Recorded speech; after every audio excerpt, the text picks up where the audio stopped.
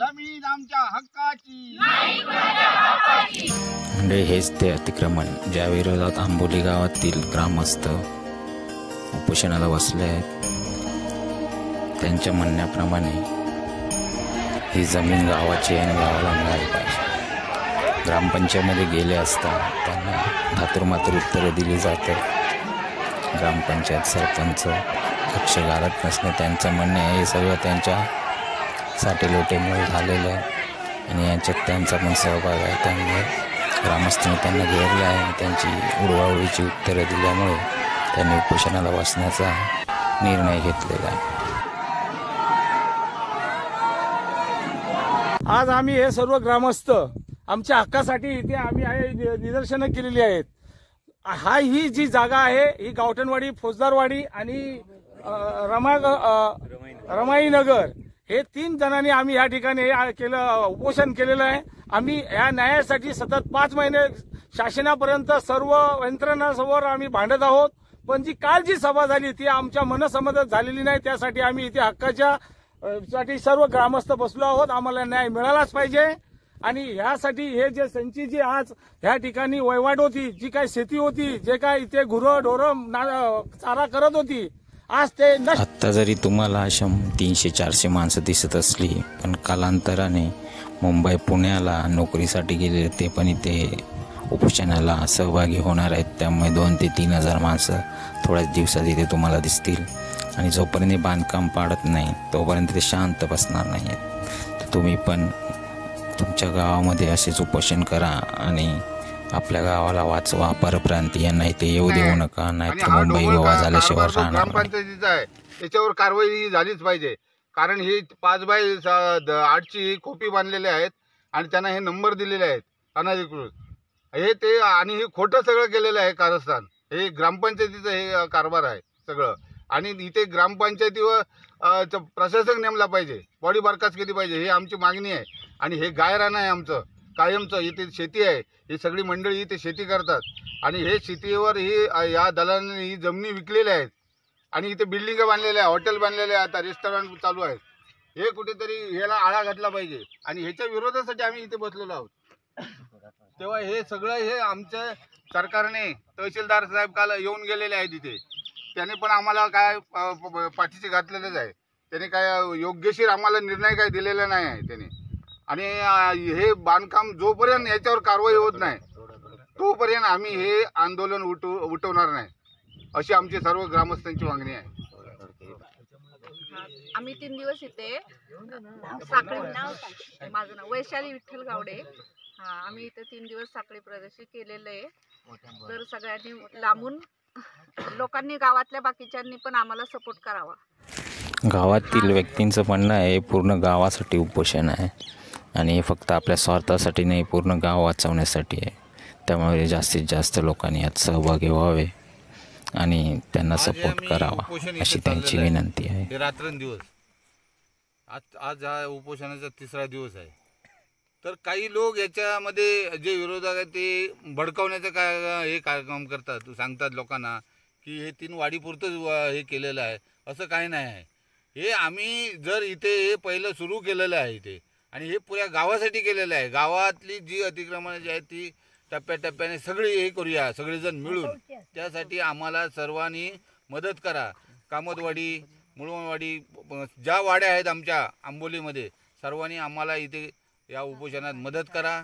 आणि माजी सैनिकांनी पण सांगितलं होतं की तुम्हाला मदत करतो, त्यांनी सुद्धा मदत करावी, सहकार्य करा या उपोषणाला, की पुढच्या पिढीला हे आम्हाला हितकारक ठरणार याचं। नाहीतर हे सगळे हे आता हे जे जमिनी विकलेले आहेत हे सगळे आम्हाला आंबोलीत राहायला देणार नाही। यासाठी आमची पुढची पिढी जर चांगली व्हायची असेल तर तुम्ही सगळ्यांनी, पुऱ्या आंबोली गावच्या रहिवाशांनी आम्हाला सपोर्ट करा। आणि हे परत एकदा सांगतो की हे सगळ्यांचं हे नाही, म्हणजे आमचं 3 वाड्यांचं हे उपोषण नाही, तर हे आम्हाला पाठिंबा द्या तुमच्या, आम्ही पुऱ्या गावाशी लढूया, हे असं अतिक्रमणाचं आहे। एवढं सांगतो मी. बंगलेवाडी. आणि तहसीलदार, तलाठी आणि पोलीस पाटील ते येऊन गेलेले आहेत आणि त्यांनी आश्वासन दिलं आहे पब्लिकला की आम्ही याच्यावर कारवाई करू म्हणून. बघूया आता ही कारवाई कधी होते आणि कितपत होते ते. काही झालं तरी उपोषण बंद होणार नाही असं ग्रामस्थांचा पवित्रा आहे. कोण म्हणतं घेत नाही, तोडल्याशिवाय राहणार नाही असं त्यांचे नारे आहेत. एक उपमुख्य कार्यकारी अधिकारी ज्यांच्या म्हणजे जिल्हा परिषदच्याकडं पण आलं, माझ्याकडं आलं आणि पोलीस विभागाकडं, तिन्ही विभागांकडे ते पत्र आलं होतं. त्या अनुषंगानं आपण शुक्रवारी तुमची भेट घेतली होती. त्या अनुषंगानं जे मी इथला जो वस्तुस्थिती रिपोर्ट आहे तो आमचे तलाटे आहेत, त्यांनी मला वस्तुस्थितीचा रिपोर्ट दिला की ह्याच्यामध्ये वन महाराष्ट्र शासन जरी कब्जेदार सदरी असेल तरी इतर हक्कामध्ये वन आहे आणि त्याच्यामध्ये त्यांनी मोजमापासहित रिपोर्ट दिलेला आहे की याच्यामध्ये इतकी बांधकामं झालेली आहे. ग्रामपंचायत बरखास्त, सरपंचावर कायदेशीर कारवाई, सरपंचांवर कायदेशीर कारवाई, पोलीस पाटील पोलीस पाटलांवर कारवाई झालीच पाहिजे, पोलीस पाटलांवर कारवाई झालीच पाहिजे, पोलीस पाटलांवर कारवाई झालीच पाहिजे. त्या अनुषंगानं आम्ही गट विकास अधिकारी सावंतवाडी यांना आम्ही पत्र दिलेलं आहे. त्याच्यामध्ये की अनधिकृत बांधकामं जे झालेले आहेत त्याच्यामध्ये घर नंबर देण्यात येऊ नये म्हणून अशा सक्त सूचना आपल्या स्तरावरून देण्यात यावा आणि अतिक्रमण झालेले आहे त्याचा अहवाल आम्ही त्यांच्याकडून ऑफिशियल मागवलेला आहे. दुसरं जे परिक्षेत्र वन अधिकारी, वन परिक्षेत्र जे अधिकारी आहेत आंबोली, त्यांना सुद्धा आम्ही पत्र त्याचं हे एन्डॉर्समेंट टाकलेलं आहे. त्याच्यामध्ये त्याची शहानिशा करून अतिक्रमण झाले त्याच्याबाबतची खात्री करून हटवण्याबाबतची पुढील कारवाई करावी असं मी सुद्धा त्यांना ते पत्र दिलेलं आहे. तर गावकऱ्यांची असून यावर या जागेत अनेक घरे बांधली, बंगले बांधलेले आहेत. तसेच या ठिकाणी बिअर बारची सोय केलेली आहे. या ठिकाणी विहीर पाडून वरील ठिकाणी जमीन सपाटणी केलेली आहे.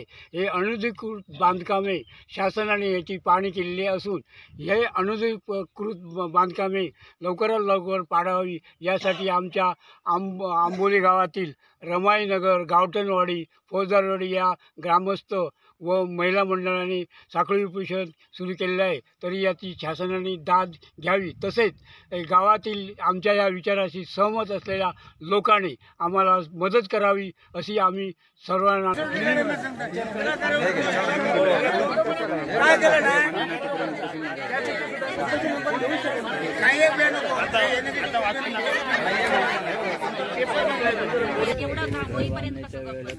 पोलीस पाटील म्हणून तुमची जबाबदारी काय ते आम्हाला सांगा. सगळ्यांना कळलं पाहिजे काय पोलीस पाटील म्हणून. पोलीस पाटलांचे हे पाहिजे, परवानगी पाहिजे. मागणी मान्य होऊन देता आम्ही काय त्यांच्या पाठवूनच आहे.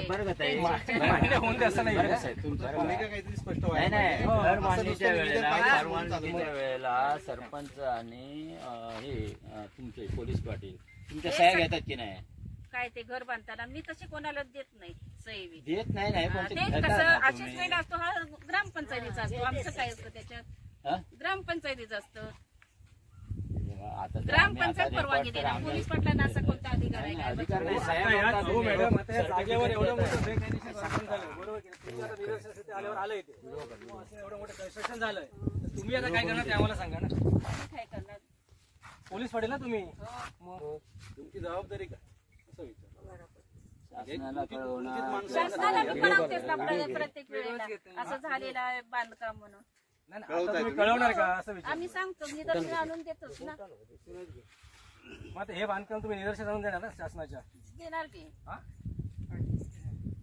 देणार निदर्शनाचं आणून. हं. मग तेच आम्ही विचारतो, पण आम्हाला कळलं पाहिजे ना नेमकं तुम्ही काय इथे कोण करणार. तुम्ही सांगते आम्हाला निवेदनाची प्रत दिली नाही, प्रत हे सगळेच चुकले, गाववाले सगळे चुकले. चला तुम्हाला सांगितलं नाही, तुम्ही आता इथे आले ना स्पॉटवर, तुम्हाला आता कळलं की एवढं मोठं कन्स्ट्रक्शन इथे चालू आहे, बरोबर की नाही?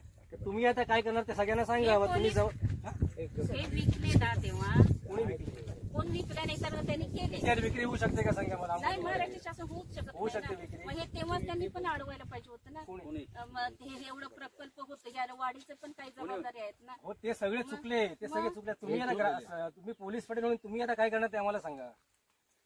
ते काय आमचे अधिकारीच घेतील हे निर्णय काय करायचं ते.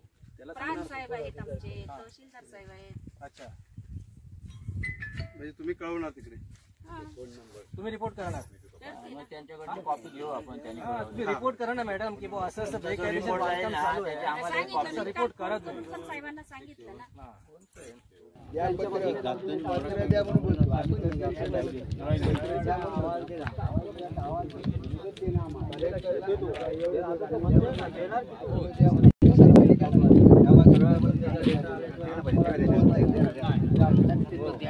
उपोषण चालू असलं तरी पत्र दिलंच पाहिजे. एका पत्रात काय नाही, जो पोचला